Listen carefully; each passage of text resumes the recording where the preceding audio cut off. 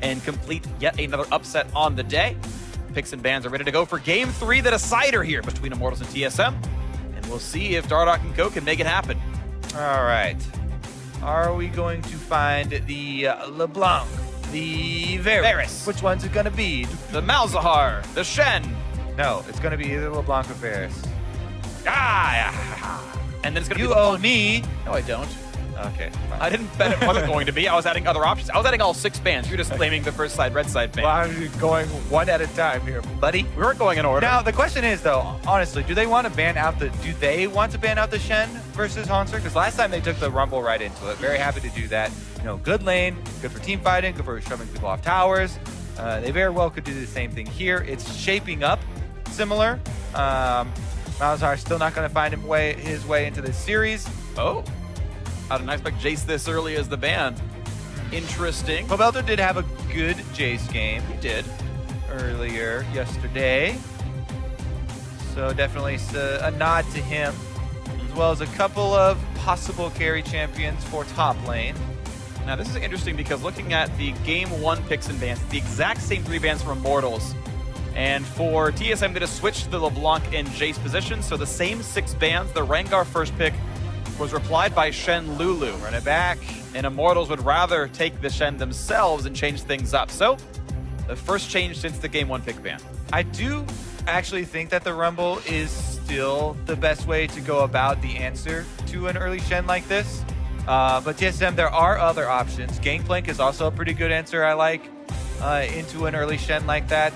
So, and Hanser has had success on that champion as well. So they still have options, even though whittled down a little bit here. What does remain true is the Lulu and the Rengar. This time it's taken away from Dardoch. They don't want to let him snowball. It's TSM with, I believe, 3 straight Lulu games. And then 1-on-1 with that. Karma, of course, the easy answer. No surprises here, but the question is right. What else is going to happen here in the matchup? Dardoch's got to play a new jungler this time in the matchup. Svenskjern's going to play 3 different ones. It was a Kha'Zix loss, a Graves win, and now the Rengar. And they won't even go for the jungle. And the thing is, I actually like this. I feel like there's a lot of junglers right below the Rengar tier that are options. Of course, yes, the Graves is very good, but you heard Svenskjern give respect to the Elise in the pre-tape. You've also got champions like Iron, I think, are very good. Kha'Zix, Gragas, things like this. And specifically, Immortals with Dardoch have been very, very open about Dardoch can play any jungler. And they have actually dropped him down to the 2nd pick phase multiple times. He's actually had success on a varied amount of champions. So we'll see if TSM really do try and close that list of champions down on him. As they do enter the 80 carry role. Yeah, so desynced roles though. There's a top laner for Immortals and a jungler here for TSM. Yeah, thank you. My brain just didn't work for a second, but we'll see what the bans end up being. The first ban going to come through as Elise. Not exactly a huge surprise, but you'd expect that Graves would be next up on the table. Because obviously Graves is very, very powerful in his own right. And some teams consider it over Rengar anyway. Especially if you are considering you already have shielding from Karma and Shen, and you have a decent amount of crowd control to work with. I think Graves would slot nicely into that Immortals lineup. Now, will it be a Gangplank to go alongside the Rumble ban, though? You mentioned that there are some good matchups into Shen, or will it be tank v tank? Of course, Nautilus can be an option as well. But we know TSM aren't very tank heavy at this point, so maybe you get rid of the Nautilus and hope they play something squishy, and maybe you can prey on that. I honestly would go for the other, carry top laner ban into the Gangplank, but that being said, Nautilus wouldn't be super shabby. It's just that you lose a little bit of the global presence. Wow. So they care so much about the Dardoch Elise that they will let him play Graves, which is, for most teams, the better champion. And I guess TSM's reasoning would be that they're mostly worried about early game and snowballing, and Elise definitely has that. Graves is a little bit more farm oriented, but Dardoch has put a lot of time in on Graves. I know he feels super confident on the champion, and we'll wait until they lock it in, but and it is going to be the Nautilus ban. Does seem to fit them quite well. Yeah, so they went the other way. They did ban out the Nautilus. We'll see if Hanser feels like the Gangplank or another one of the tanks, as you said. I actually like the idea of Gragas just to potentially get rid of another champion that Andrade may have wanted to play, but they're going to play a tank top anyway. Nautilus means they're going to play a weaker top laner, in my opinion, in Maokai. Yeah. That should make it easier for Flame. I don't think TSM have to worry about more tanky champions coming in from Immortals. I feel like they might lack damage if they added Gragas to this lineup. Yeah, we'll see if they snag up the Graves though. You know, no need to rush into it. They do pick back-to-back though, so the pick order on second phase for blue side doesn't matter. Right. It just you get to pick both at the same time. You get a minute to decide, and at 30 seconds to pick one of the two, essentially. The Orianna's going to be the blind pick mid. TSM get to choose afterwards, and actually, they were maybe right about it, and the Graves will go unplayed. I do think this does end up a little bit light on your damage for Immortals. There's the Graves, okay. Aha, they see reason. They do see reason. Okay, they were having the Gragas like, hey, you like this Gragas? You want to see this champion? We'll go Maokai. You want it? Yeah, you like that, Maybe don't you you? do. All right, Graves in for Dardoch at the end of the bans and the end of the picks. Still deciding on what exactly Bjergsen wants to play. I think I heard some duets from the audience. Shia LaBeouf apparently is now moving his stream to here. And Ari's going to be the pick after all. Different age champion, but there it is. The lineup's been locked in. Assassin in the mid lane for Bjergsen. I like it. Orianna. A bit more kill pressure, a bit more roaming pressure here for the picks. You know, Rengar and Ari, you really have to worry about vision control. And they're going to have to keep on top of not only, you know, mid lane, but the control ward placement here. We'll have to monitor that fairly closely. That being said, Immortals have a lot of get out of jail free cards here. Shen, Stand United is great global presence with an Ash Arrow. There's a lot of, you know, potential there for comboing those two abilities to create your own plays wherever you want. Absolutely. So 3 damage dealers on the Immortal squad with an Enchanter support and a tank top, and TSM. Ari, Ezreal, and the mix of Rengar in there. Svenskeren getting his first Rengar game here of this match, and Dardoch pushed off to the Graves. We'll see how it plays out. It's going to be a fun one. Absolutely. Game 3 about to be underway. TSM have the chance to take over first place. Immortals have the chance to tie for 4th. As the final parting comments come from the coaches, the headsets come off, and a little bow there on top of the handshake. all right. Pure respect. Yeah, where's your respect for me, freak? Do you deserve it? Yes. What? You've known me for what? 6 years? 5 years? Doesn't mean I have to respect you. I can like you. Doesn't mean I have to respect you. Fair enough. Well, let's get into game number 3 here. I will not bow to you, Kobe. Game 3. No respect. I respect you, Kobe. I just don't want to bow to you is all. Fair Immortals, TSM, of course, ready to go onto the Rift. Yes, the blind pick, Orianna for Poe Belter. The Ari, always fun to watch. There's so many builds you can go for here for Bjergsen. Apparently, they called him Jensen a couple times last game. I'm sorry about that. Maybe we're both losing our minds. We are. I didn't notice you doing Nor it. did I. Or else I definitely would have called you out. I know. But we are ready to go into this one. 15 seconds on the mark. And no surprise that there's TSM chants in the audience. As game 3 is here, the last game of the weekend for these two squads, and the last game of the weekend for this stream. Immortals hoping to improve in their record. They do have a tough set of matches tomorrow, or sorry, next week. It's C9 and Phoenix 1. It doesn't really get easier. And they're still in that tight position of, can they stay in playoffs? Will they get past? And picking up wins that they can grab like this one here are very important for making it into the postseason. Yeah, everybody starts to get a little antsy the closer we get to playoffs here. No matter where you are in the standings at the moment, the North American LCS, incredibly close. Yeah. It's like an avian zoo. There's so much parity here.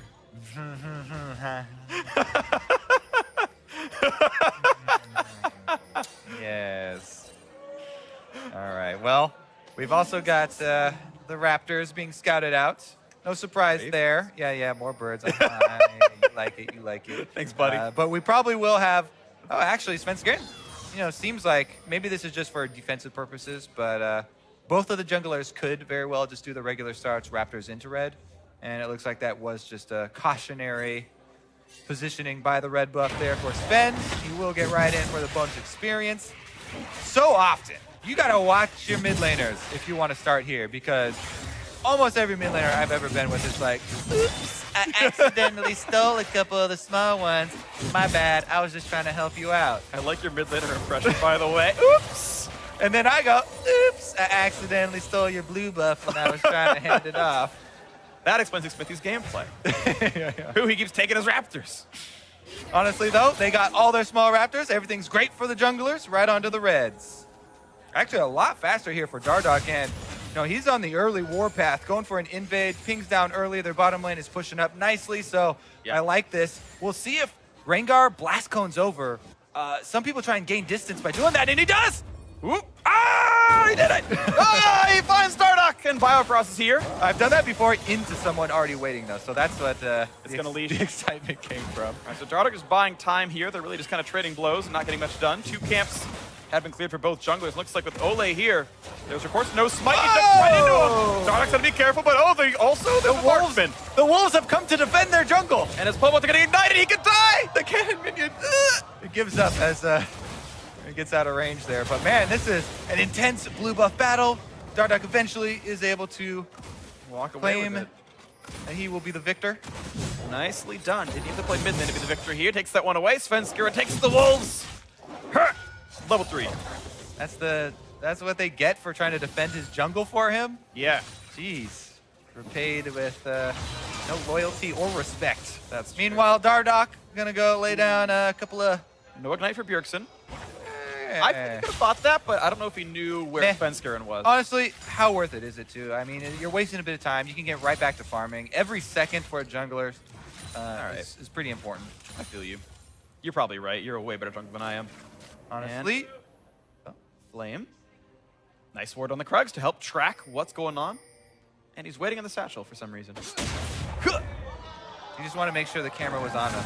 Yeah. Look at me. Oh, parkour. Oh, watch out, Ole. Taking some damage. Nice mantra Q. Good damage in the turtle. Cody's done. Arcane shift forward. Exhaust trades with heal. And Cody burns the flash. They got to be careful. The chase is on. And they're going to take him down. The TSM 2-on-2. Ole misses the Q. Oh, you got to be kidding. But the kill does come out of the end. Still 2-1 lead to TSM is an advantage for the squad, of course. Didn't end up mattering, but in the frantic situations there, a couple of autos going astray. Honestly, though, the classic shift forward from Turtle. They're like, oh yeah, we got the QR on him. Aggro, yeah. Did he shift over that volley? That was pretty sick if he did. I don't even know if it was Only possible misses to the do Q. that. Unlucky. But yeah, missed Q, auto minion, doesn't matter. You both die for it. Yep. All right, well, it was a fun one. And that's TSM with the lead, of course. I'm pretty good about this because the early trade had gone Immortals' way. But they turned it around as well. Looking now at the mid lane, and it's very close also. Hashtag turtle things, you volley over, or you arcane shift over a volley only to then auto a minion after you get to the other side. That's okay. Still super sick. Yep, he tried. All right. See if we, get any extra action on the bottom lane. Because anytime I see stuff like that, you got to think as a jungler, all summoners blown for both bottom lanes. Let's go that some is, yeah, exactly. Let's go some champions. Well, we'll see if the party shows up down here. Svenskeren, of course, is talking about the 2-on-2 top side. But maybe with the tank versus tank matchup, it's actually all about the bot lane. The summonerless marksman, the summonerless supports. Maybe it'll happen. Cody's son and Ole still playing with a heavy push right now. Yeah, I mean, they still have a brush advantage here with the control ward. Ashe, huge amounts of early control in the lane as well, while people are still ramping up on items, not to mention the classic tier from Ezreal. Just going to allow Turtle to try and CS from afar. The CS numbers are still quite good here, even though they don't have control of the lane. He's going to get that one melee, yeah. Very important that TSM be clear with that controller because the wave was about to be pushed out, and you could see the kind of harass Ole could do from the Fog of War. Dardoch sees that his jungle's been taken away, and level 5 on both these players. Game is back to tied, though. Immortals laning very well. You can see plus 18 for Flame over Haunter in an undisturbed matchup, and that's after Haunter's already burned his TP once. Yeah, I mean, there are a few more minions left here That's in true. the lane, but it's definitely not going to make up your difference there. The thing is, that's why Shen has become, super highly prioritized. His lane phase is quite good, not to mention, it is mostly about the ultimate, but you do have to give a little bit of shout out to the lane phase, considering Maokai had that fairly significant nerf to lane phase with the mana cost, as well as the, no damage on initial sapling throw. So, Definitely meaningful. All right, he gets one. Turtle only down 2 CS. This lane jumps in for Cody's son. Misses the Essence Flux, but still wins the battle. Nice shielding. Definitely pings down here. You can see the advanced warding too. Warding there on the blast cone site from Ole. He just went up the river to place that one.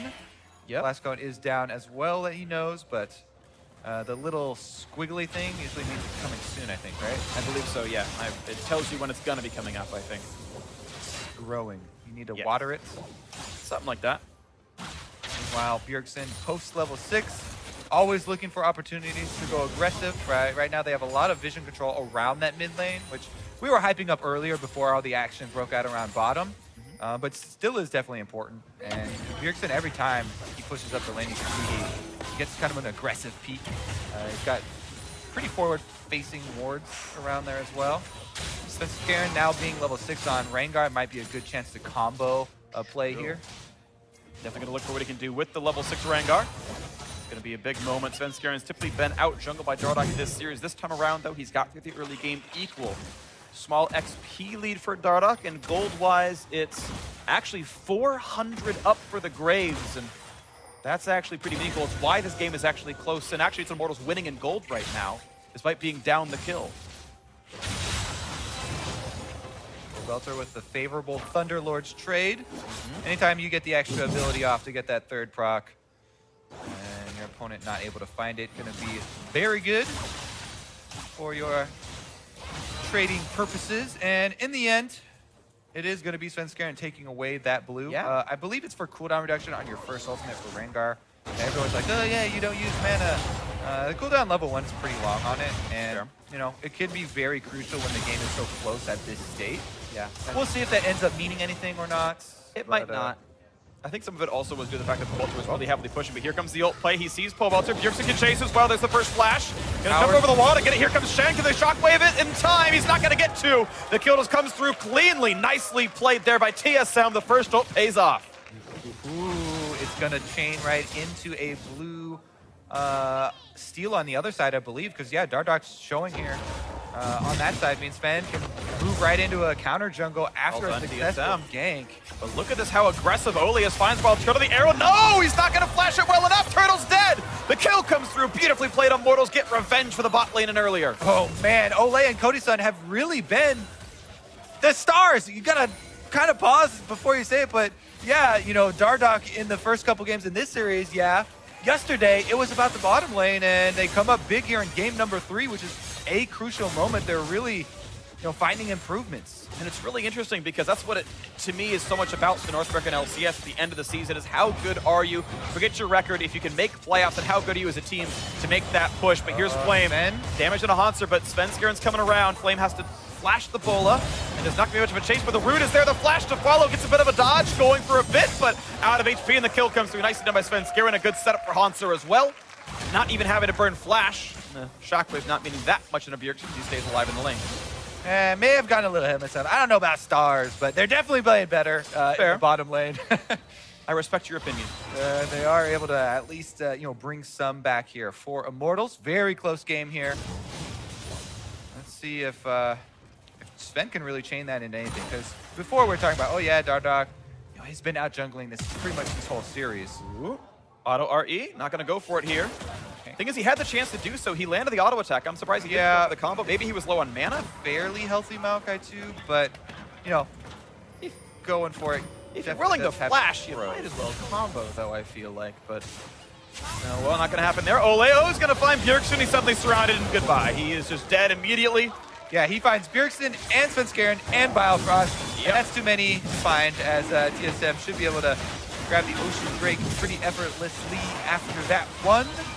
They just saw Dardoch up on the top side, by the way, so they know, you know, there's no threat of Graves trying to eat over the wall and steal it or anything. So very good stuff here for TSM. And as I was trying to get to before, Svenskeren has been critical here in game number 3 for them. Takes away the Rengar pick. A lot of good moves from him.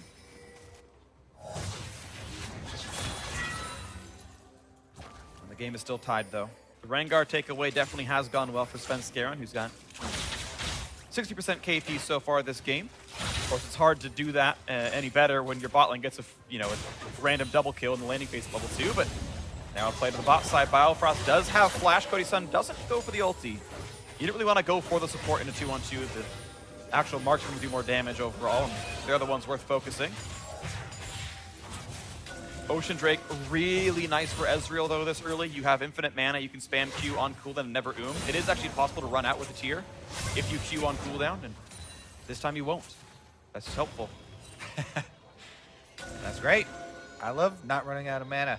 Yeah. Good Great job, for, rank our players. Great for Maokai's lane phase too, because he does need a little help there. Yeah, that is pretty meaningful. And Maokai does back off intermittently to try and grab that regeneration. Really though is the bottom side. Dardoch. First should be able to power this down. They're going to try. Here comes the TP. Teleport! They're going to stop. They're going to stay for the turret. I like this choice. The turret's going to go down. The fight in a pile. Frost, they're going to almost knock him down. They do. The damage comes through. Here comes the fight. Bjergsen coming for the flank. Here comes Cody's son, ulted in by Shen, and he's going to arrive. Bjergsen dodges the taunt, and Ole's going to go down. 2 for 1 so far, TSM. Svenskeren is on the chase. Shockwave buys a bit of time, but Poelter going to be jumped on. Going to take more damage. Exhaust buys a bit. Jumps back in. Poelter, why did you walk back into the Rengar? Stays alive, though, but another kill comes through the bot side. Flame loses life for the ulti. And it's 3 for 1 TSM. The trade was for the turret. Yeah, Svenskeren did a decent amount of work here coming down through the river. And they'll retain control of the rift afterwards. I was wondering how many they'll keep down here to try and pressure this turret. Maybe they don't even try and answer it. But here we go, another look at it. Immortals do make the call to focus the turret down and then grab their kill. Maybe the Shen ultimate could have come in a bit earlier for Flame there. If they were, convinced that they're going for this turret to completely stay and completely go for that kill. But again, Sven there on the top side, got a lot of work done. Flame kind of overstayed. I don't think he realized how much damage he's going to take. He was zoning out the team. And so maybe a little bit lack of communication in that play. They still did get the turret. They still did get a kill, but definitely TSM happy with how they're able to chase them down afterwards. Sure, of course. Yeah, the total team fight was -2 kills, but plus first turret, which just in gold is probably positive for Immortals, but you have to take map pressure into account and the mini waves you can get with people dead. You can see individual gold-wise, Hanser back to tied with Flame for what was a losing laning phase. Dardoch continued to farm very, very well. You can see he's still up 400 gold individually. Being part of the turret kill obviously is part of that. We'll see how the rest of the game can play out. Bjergsen already has Merlinomicon, not done yet for Pobelter. That's pretty significant. 1 level lead as well. Nice little bit of poke. All right, with that bottom turret falling as well, Immortals get the opportunity to switch over their duo lane. Looks like they're actually staying mid here with Flame up top. No Stand United, but he does have teleport. Wow, they just go mid for 1 second, quote unquote, help Pobelter clear a wave and then rotate back down. I was expecting a little bit more, proactive use and try and shift more resources up towards the top side, but right now it's TSM shifting top side as Svenskeren's prepping himself for a dive here. Yeah, TSM shifting top side, no bot lane outer to defend as the Ezreal and Lulu hold the mid lane, and up goes the Ahri. Yeah, again, it's TSM that are making the first move when Immortals had time to actually do it. Then jump in, good bit of damage, the trade back comes in for Flame. This is good damage. Gets rooted though, so he's all right. Nice dodge by Ole, but here's the pressure onto the turret, and it looks like it might be enough. Again, the Ahri sitting in the river, waiting to go back and forth. Turret will be defended. This pressure should go swing back over to mid, though. I mean, you can push your wave in first here if you're TSM. But Cody's pushing bot, so someone has to go defend that, and it stretches the team out a little bit. And maybe TSM don't get to play aggressively anymore. Still, though, TSM win out. In that couple of seconds, you get half of a turret's worth of damage there on top side. It is a small advantage, but it's these small things, these differences in, willingness to rotate up there, willingness to completely move your pieces when it was Immortals that actually had the opportunity. Here they go, though. Taking opportunity, onto Hanser, who does pop the ulti for a bit of damage and kites away. But Dardoch still staying in this top side, shoving the wave out, and either it makes it a safe recall for Flame, or they are going to go for turret pressure, and it's going to be the safe recall. Bot lane actually not attacked. I'm a little bit surprised TSM had more pieces on that side of the map. And don't go for turret damage. Instead, it's going to be Wild Turtle recalling.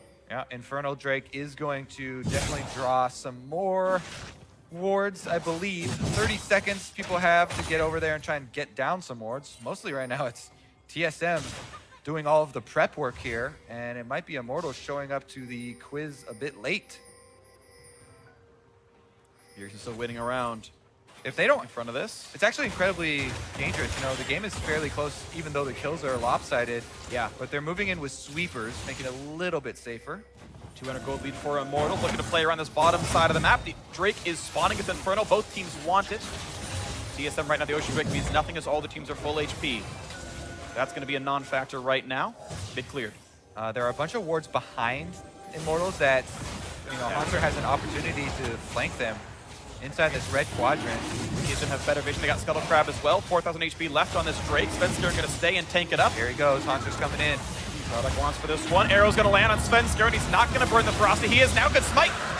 Goes to Dardak. Now Immortals to kite back, but here comes the flank engage. Hanser's in. Here comes Shen. This could be big for TSM, and they toss the Shockwave. Ponysun is gone already. Now what else can TSM get? Pobelter locked up in the front line. Wild Growth helps that one, and it's a lot of kills picked up. 2 for 1 so far. The back push on a Wild Turtle. He stays alive, and Dardak's next up. It's a 3 for 1. TSM yet again winning the fight 4-11 in kills. Really good focused dive there from TSM onto Ponysun first to take down the Ashe. Might have to wait for the replay to see the Stand United shield, but Flame actually gets charmed up. He puts on the taunt and he puts on the shield as well, stays alive, but a damage on Bjergsen Turtle. Ooh, sorry, the turret almost takes him down. Hanser's still tanky. There's the dive in. They're going to get the 4th one of the fight. And they've reset the turret dagger. There's going to be a turret going down. TSM handily ahead. Flame actually went for an aggressive taunt there and then flashes out instead of defensive taunt and getting out away farther. with it. Yeah. And they give over another kill plus the turret. So let's take another look at this one. Because they're very close together. Stand United didn't go on Cody's son. It was on Dardak, actually. And though they were standing very close together, you can click on the portraits. There's also the possibility that they thought the initiation was on Dardak, but I think in all cases, you start it very early on the Ashe, as that's going to be the primary target. Graves is apparently more tanky. Regardless, though, it was a very good dive there by TSM to take advantage of the shieldless Ashe. And huge props by Hanser for getting the TP flank in. You had mentioned all the deep wards that TSM had. They were better prepared. And even though the Drake goes away, it was fine. TSM got the better on the back of it. So well played TSM, earning this victory, this lead, I should say, right now. But they're poised for victory with the 2,000 gold lead. We'll see if they can keep it going. Yeah, we'll definitely see here because Immortals at least have that Infernal Drake. Good steal. Good steal. They at least have the red buff. They have the Infernal Drake buff in their pockets. If they can, find themselves an opening here. They do have Ashe for late game picks. And again, we can still mention the Shen and the split pushing, drawing the map across. And then if you find openings with Ashe arrows, it's still definitely a possibility for them. TSM looks very cohesive at the moment, though. And TSM have looked the best when they get those 5-man squads. They dive headfirst in. It's Hanser holding someone in place for Sven and Bjerg to really jump on and take down pretty quickly. And props to both Hanser and Bjergsen, the solo laners of TSM, maybe the best players on the team right now in their current form. Both Deathless and 8 and 9 KP respectively is pretty good. Those guys are putting in a lot of heavy lifting. Pobelter, unfortunately not the best game here, but everyone's scoreline looks bad when you're 4-12 in kills. Immortals, though, still, to be fair to them, are pretty close in this game. The deficit is not large. And as long as they're aware of that, the thing is, it's very easy to say, ooh, they have 3 times our kills, this is rough, but really this game is within reach. Definitely still true.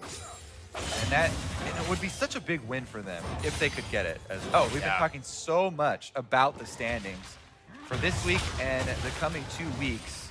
The race is definitely on, and in general, Immortals' form looks so much better than the beginning of the season, so definitely still in this one. Definitely got to keep the confidence up. Meanwhile, TSM really want to pull ahead of Cloud9, as Cloud9 did give them an opening earlier, which was a bit unexpected, dropping their game, or dropping not more than their game, dropping their series. There's the Ashe arrow. And Dardak going to go for a bit of damage here, trying to push him out. Sven down a half HP. Bjergsen chunked a little bit as well. Buys a bit of time for Immortals. Yeah, good chunk, but they don't make the call to all-in. If you have the all-in, then it comes in the form of Stand United immediately dashing in, looking for the taunts, trying to really lock that one down. They actually make the call to walk away from the attempted pick there. And in the end, TSM get a turret. Get another turret. Stretches the gold lead to about 2,500. Larger than it was before. Hanser just going to wave clear and catch up on this cannon wave, and has been splitting farm well enough against Flame, who, again, to Hanser's credit, has done a really good job of getting into fights despite not having the same tools that Flame does. playing the weaker champion, generally speaking. Shen, super high prioritized tank.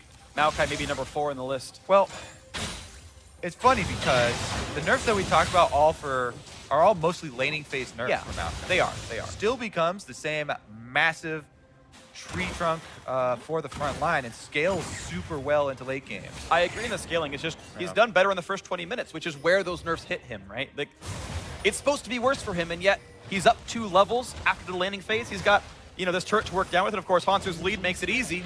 350 gold to him. Big heal, and TSM up 4K. Almost, anyway. All right, now we find the attempted Fog of War plays. Honestly, though, the vision is pretty much split here around Baron. Both teams got to be a little bit cautious entering the enemy jungle. Positioning means a tremendous amount at this stage. See if they can actually get the inside track here. Svenskeren going pretty deep here, down to meet up with Bjergsen. So far, it's going to be a bit of a slower game. TSM happy to play it that way, though. Yeah, it's been good for them the way they got the outer turrets down. So now it's time for the next tier and this second Ocean Drake. Definitely true. Meanwhile, Immortals go for play top side. Turtle, though, jumps the wall nicely. Shows Dyrus how it's done. Although, to be fair, Arcane Shift is better than Flash for that. Yeah, I was going to say. It's a lot easier. I'm not going to lie. It's like easy. The crowd is on Dyrus' side here, I see. Here we go, though. I mean, there's like triple control wards on top side, so you know Immortals really want to make a play off that top side. And they do have Stand United, so the rotation of Dardoch and Pobelter means like they're committing all their resources up here, but I guess they got 1 control ward for their troubles. It is strange, though, because Rengar was kind of known to be bot lane, and Immortals never actually pulled the trigger on making the play happen. All 5 could have been in that lane.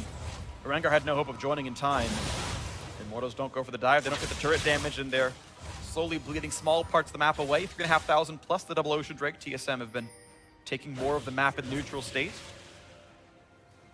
Meaningful gold lead, but still not insurmountable. Just waiting to see if Immortals can do a bit more. Unfortunately for Immortals, though, they've had the worst mid-game shot calling. In game 1, they had a huge lead. They closed it out respectably. Well played to them. In game 2, they had the lead again and actually a little bit tossed it away. TSM outplayed them in the mid-game and TSM took it back. And here, TSM are just winning in the early game, in the mid-game, and have stretched that, actually. And Immortals, you know, to be hopeful for them, you want to see them get a little bit done here.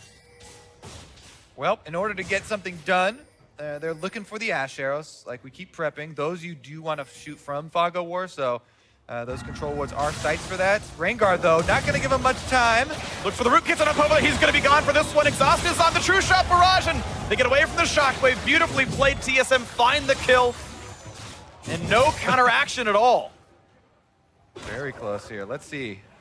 No mid laner. TSM might actually go for a dive here in the 5v4. Yep. On the Dardoch they go. Hanser, the front line, super tanky. A big knocker comes through from the Lulu. Flame has to taunt away this time. It does buy him some freebies, but TSM have no wave to play with. Out they go. See if they focus more on turret damage this time around. Hanser down to half health. Ah, Redemption. The perfect item. Continuing the siege. Double Ocean Drake helps as well. Of course, mid lane tier 2 gonna fall, and TSM throw this one to 5K. They're getting more done. 25, 26 minutes in now, TSM with a meaningful lead. All right. The cooldowns are pretty short at this stage. You know, Shen started to get some cooldown reduction in the Spirit Visage.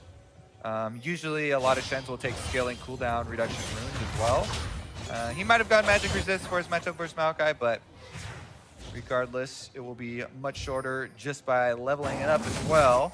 And they could go for, again, these Ash Arrows into Stand United plays. The reason I keep harping on it is because that's what they need to use to their advantage. That's the advantage that they drafted for.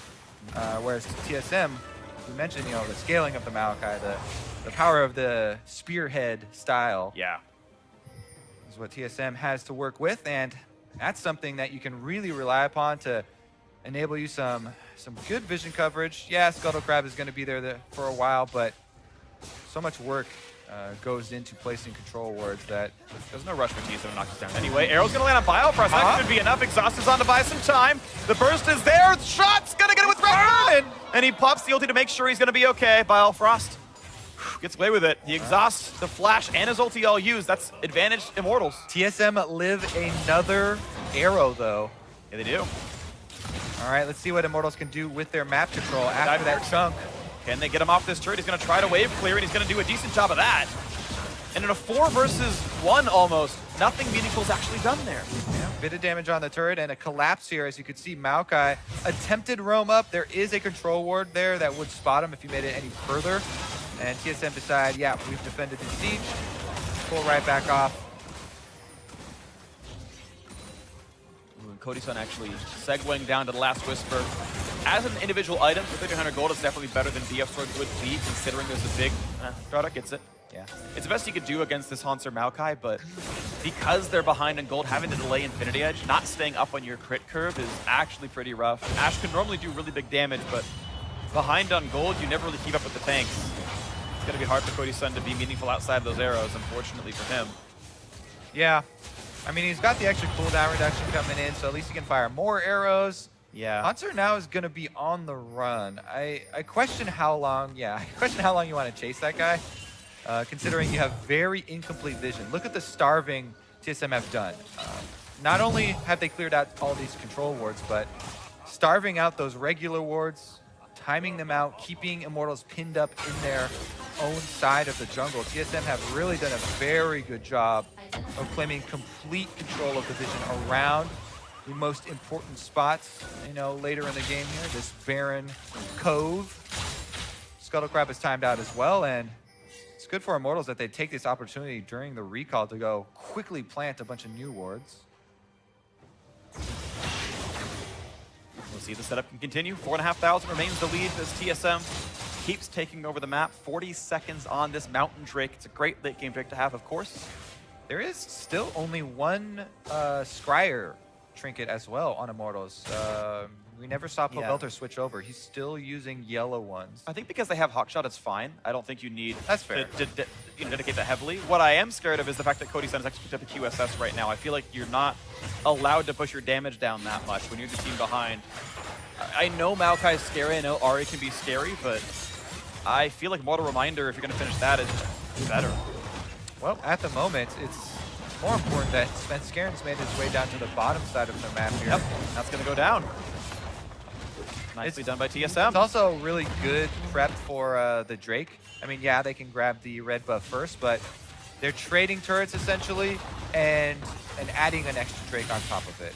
An extra Mountain Drake, which adds so much more threat to this Baron control. If you talk about TSM moving in and choking out all the vision, that becomes so scary if you add the Mountain Drake extra damage on top. But Ole just stole 150 gold from Cody-san. That turret was going to die. He didn't have to come in and help knock that down. And Cody shared it. I don't know about stealing. I mean, he stole it. Mine. He stole it. He had $300. He's like, I'm going to give you 150 instead. And Cody-san needs the gold where he needs to catch up in items. I actually don't like that Ole showed up there. Mountain Drake, of course, goes to TSM. No contest. They own the bottom side of the map. And we'll see what else can happen here. Ole is going towards... I do like this one, though. He's going towards Ardent Sensor. That'll be a nice damage boost off the several auto-attackers the team has. I think, though, the plan should be clear for TSM. They've got Rengar. They've got Ari. You know, there's a lot of pick potential. You've got a Mountain Drake now on top of your Oceans that you can just go plant yourself near Baron. Start clearing out the wards again. Basically repeat the process that they did maybe 3 or 4 minutes ago, and then kind of wait for good things to come to you. The Ashe Arrow and Hawkshot and all that stuff is going to make it a little bit more difficult, but they definitely have the threat to work with now. Once again, the push towards the mid lane. Arrow, good juke by Wild Turtle. Is the damage going to be enough, though? Nice Stardock putting the autos in, and yes, it's going to be a turret picked up. That's good for Immortals. Now they got to run away with Distortion. And there's a lot of pings coming out from TSM, pinging out where the wards are, where the recall and the TP flank could come from. It's not going to be a play. Immortals able to get a little bit of this back. Still down to 4,000, but they have kept the lead from ballooning. TSM stacking Drakes, but able to only get so much done. This is nice, though, for TSM. Bjergsen on the split push. Svenskeren is doing this a lot. He's joining in on the winning lanes and getting a lot of pressure and knocking these turrets down. Look at the damage out of Bjergsen. Turtle able to wave through very aggressively, and Hanser just split pushing in the bot side of the map. Up against Flames Shen, still up one level as a top laner, TSM. The turret being killed off, the damage should be there. TSM, again, finding the aggressive plays, rotating the team into the split push lane, and making that gold lead 5,000. Slowly but surely increasing bit by bit. Now that all the outer towers are done, full attention can be applied. Whoa! Man, he's gone. He was in the brush, and now he's dead. Full attention, please. Yeah, that's almost impossible to react to as Cody's son. He healed and maybe didn't have to, but yeah, I mean, maybe if that was the other summoner, if he reacted as quick as that, he was probably already charmed by the time he healed. But if you had some super ridiculously quick reaction, maybe. Regardless, though, that's going to be the pick that does enable this Baron for TSM. And no one's going to even stop it. The ward control's too good. TSM, honestly, this is a pretty good looking game for them. They had a small lead in the early game. They never let up from that. And they have taken nothing but secured objectives and what feel like pretty good plays as a squad. TSM wanting to be on form, of course. They close this game out. They are alone in first place. They continue to ride that wave. They've already secured playoffs, but I really do think the way the teams are shaping up right now, Phoenix 1 looked like the clear number 3 team with how inconsistent the rest of the teams are. At least number 3, I should say, for Phoenix 1. And if you get that first seed, you actually dodge Phoenix 1 for longer. You will not get them in the semifinal, which if you play the bracket to their seed, that would be how it would play out. Yeah. Honestly, first is always best in my experience. Yeah, good point. But sometimes you have games where seasons where 3 and 4 are the same power. Sometimes you get into those Oscar situations, but those are pretty rare. Yeah. In general, first is not the worst. First the worst, contrary to what you may have learned growing up. Yep. Honestly, though, let's get back to this. Absolutely. TSM hoping to close this one out now. 7,000 in the lead. The Baron buff on the team. This is all they should need to close it out. Quick miss on a Biofrost. Now Dardock's going to be a bit careful. Arrow's going to land on Svenskeren. These two tanky. They pop the Sterix Gauge shield. So at least one minorly important cooldown missing, but Bjergsen still splitting. Still getting wave control. Yep. Baron buff going to really close the gap here. All the lanes will be right up next to the turrets, and we'll see if TSM actually want to go for the slow game and chip away at the turrets or call Hanser over, because Maokai is a very capable tower diving tank. You just have to be careful not to drop your aggro with a Twisted Advance. Maybe start out with it instead. Brute force here as Svenskeren does get chipped down. But it doesn't really matter. The turret's gone already, and Hawk's to the front line, roots up Flame. Good damage on him, though. Hanser down to about 1,600, back to 2.5K. Redemption. Everyone retreats to their redemption circles. Undoes what was done. Hanser still at over half HP, 2,200. Inhibitor under fire. And again, it's a 7,000 gold deficit and a Baron buff. There's not much you can do about it. TSM take that one pretty cleanly. Yeah, zoning Rengar ultimate. No blood will be shed today. Except for the minions. And down to the inhibitor turret. They're always forgotten. Always lost and forgotten. There's the stun. Svenskeren in front of the turret, but the turret's already gone. Pavoto gets jumped on. There's the damage up, but they got to pick him off, and Orianna's dead. Knock up there on a Cody Sun and a Dardock. They're trying to run away. Hanser is just unassailable into the Nexus turret. That's going to be that one picked up as well. Actually, Cody Sun trades it back. It's a 1-for-1, and IMT keeping alive. A good dodge in the true shot. Yeah, he trades it back, but that's Baron buff and 2 inhibitors down for TSM, so they have free reign. They decided to play it safe, just go recall, purchase with all that money, and maybe return to the Dragon Pit. Elder Dragon is on the way. Seems like an easy choice, to be honest. The reset's going to be easy. There are some slightly desynced respawns. 30 seconds on Hanser, only 20 on Pobelter. That 10-second window means very little with Hanser having teleport, but maybe it's something Immortals can happen to work around. Very unlikely, but I guess it's possible. But a 9,000 gold lead, TSM are almost guaranteed this one here. And we'll see how they try to close this one out. Playing for the Elder. Svenskeren's back on the map. Hanser in 8 seconds. Immortals have so many good takeaways, though, from this week. Yeah. I mean, not to mention just their performance yesterday, but even here versus TSM, pushing them pretty far. Bottom lane improvements.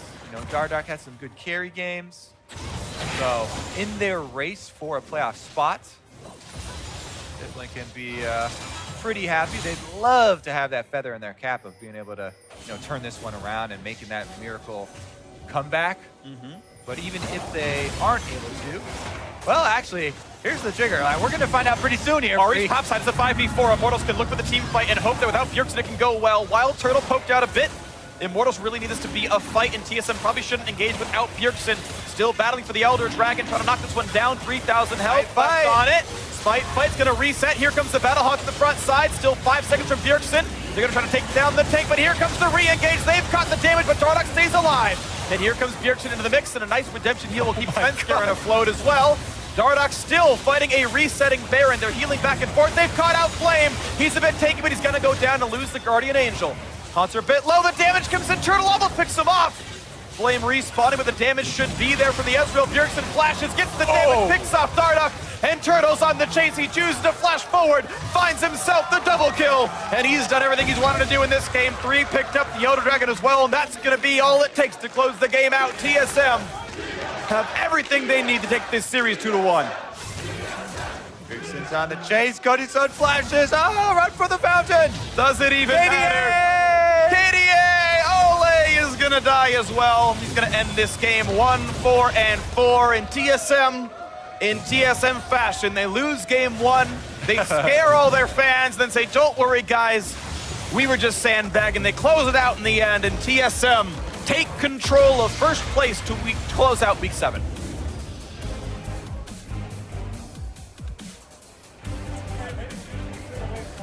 Ooh, what a day. Seriously. Slugfest left and right. Do you have W? I was talking to Kevin. I was like, no, I don't have W. Some very risky Barons we've seen. Yeah. And that is a heartbreak. Turnaround, some Nexus rushing. Yeah. Oh, TSM. no. Pretty sweet day. Pretty sweet day, I agree. TSM proving they were the better team. And the thing is, they were one phrase, let's do Baron, away from this being a 2-0 for IMT. They had control in game 2. They had already won game 1. Immortals could have made it a 4-0 week. It was close to being that. And with their schedule being so difficult, with their spot in the playoffs so uncertain, that might be the difference between 6th and 7th at the end of the season. That one call in game 2. TSM, thankfully for them, of course, got the game 2 comeback, and they got the game 3 win. Pretty secured, to be honest. That was one of the most secured wins I've seen. They took a small lead, made it a bigger lead, made it a game-winning, team fight at the end.